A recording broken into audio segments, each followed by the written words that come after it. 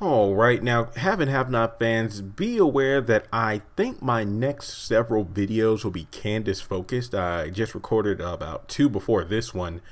And as much as I dislike the character, now, yes, I know some people feel like, oh my gosh, how dare you, Tinka Sumner and Candace makes the show. No, she doesn't. She hasn't made the show since like season 3. The reins were sent over to Veronica, and I actually did a video. Is anybody else tired of Veronica or sick of Veronica? I forgot what I titled it, but I just know that it was a recent video where I just talked about how the character is becoming a bit stale. True, she is adding a dramatic flair to the series. I will admit, out of all the characters, I'm most interested in seeing what she's up to. But the whole he's beating me, this is my house, you're going to pay, I'm tired of my son being gay, all that other crap, I don't care about that if I don't sympathize with the character. If I don't have a reason to feel sorry for Veronica, like knowing part of her backstory, how she became the way she came, then I don't care how dramatic she is in the present.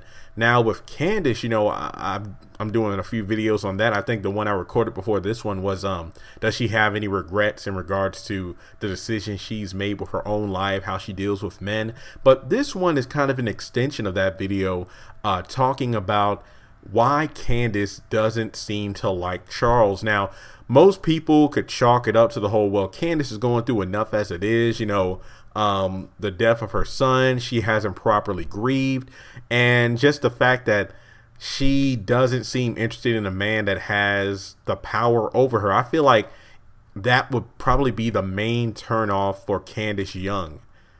It's kind of funny because when she was an escort, a prostitute, a robber, however you want to title Candace, she seemed to go after men with more than what she had.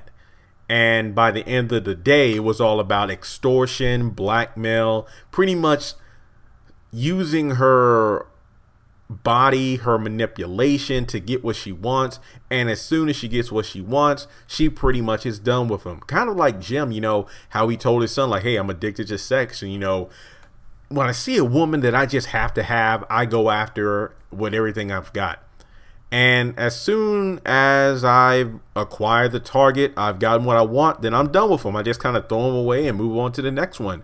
Hence why Candace and Jim have such a great dynamic, and why it is a shame, because that dynamic seems to have been lost as the show progressed. Like, you'll definitely see that. Go back and see like the first couple of seasons of the show, and you can tell that even though there were a lot of other interesting storylines going on between like Jeffrey, Wyatt, Veronica, Catherine, and the list goes on, it all came back to the core of Jim and Candace. But now that magic seems to have been lost, I mean, everybody's dealing with so much and unresolved plot lines that honestly, if you're a person that came into the series like in season 3 or season 4, it wouldn't surprise me if you were unaware that all of it started due to Jim and Candace.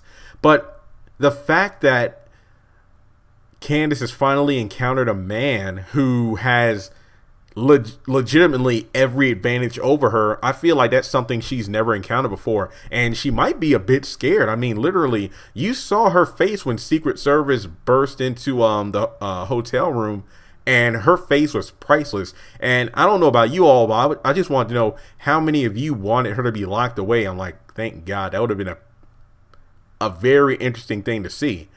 But the question is, what does Charles see in her? Kind of like Jim, a woman who is unlike any other, a woman that they just can't walk all over, tell what to do. Somebody who is apparently more amazing in bed than any other woman in the country. Because remember, Charles says, hey, I stop all around the country.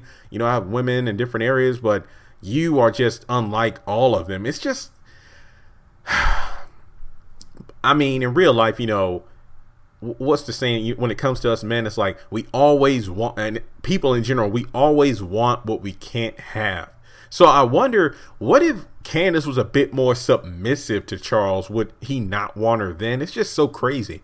I mean, yes, it is kind of weird that Candace would be unwilling to allow herself to have a clean slate and move on with her new life. Now, I will admit it was pretty clear why she wouldn't do it in the beginning, because she wasn't going to let her brother take the fall for her to go on and live the lap of luxury that she always wanted. But I always said that even if Candace were to agree to Charles's terms to be his first lady, dress the part, pretty much if you saw that old Audrey Hepburn movie, My Fair Lady, it's kind of like one of those situations where you have this rich and powerful man who takes somebody from the streets, dolls them up, and pretty much proves like, hey, I could take anybody and change them up to live in the lap of luxury, pretty much make them seem like they aren't who they really are. But the thing is, despite all the makeup, the hair, the dresses and whatnot, Candace Young is still Candace Young at the core. I feel like she would be extremely bored as first lady because she wouldn't be up to the scheming that she's used to. I mean, yeah, she'll have everything she's ever wanted. Her past record gone. Handsome man on that's proud to carry her on his arm, literally with the most powerful man in the country. But at the core, if she doesn't have control, she's not going to want that. I mean, that was the thing about Jim and Candace. It was like this big game of chess. It's like, you know, your move, my move, because they're both found themselves in each other. But when it comes to Charles, he's just this guy who came in at a random time in the show with an unbelievable storyline of, okay, yeah, we have this guy running for president and he just so happens to have this thing for this whore in a hotel. It just does. The thing about Charles, like, his storyline just came out of left field. It made no sense. Like, how are you going to go from judge to potential governor all the way to the White House? That Tyler Perry just made a huge jump there, and I feel like that was a massive mistake. But I feel like that's the main reason Candace has no interest in Charles, not just because of the whole, hey, I'm dealing with the whole grief of my son dying, but also because she's in a position where she has no power whatsoever over Charles, which is kind of interesting because I thought that maybe it would be a win-win if she teamed up with Oscar. It's like, look, okay, you know what? This is the long haul. I don't want to do it, but I did dig some dirt up on Charles, which I can hold over his head. So yeah, I could be first lady, but at the same time, I could pull a Stormy Daniels, so to speak, and, you know, ruin his career whenever I need to. And, you know, Oscar would get paid by his employers and everybody would be happy. But the thing with Charles is, I was actually hoping for a Candace Oscar team up, like former adversaries teaming up against a greater threat, because it would have shown a great deal of character development for Candace. You know, just getting over the whole my money thing when it really wasn't her money. It was just really annoying how that played out, and it's still going on now because she's most likely killed Oscar, allegedly. I don't know, we'll just have to wait and see.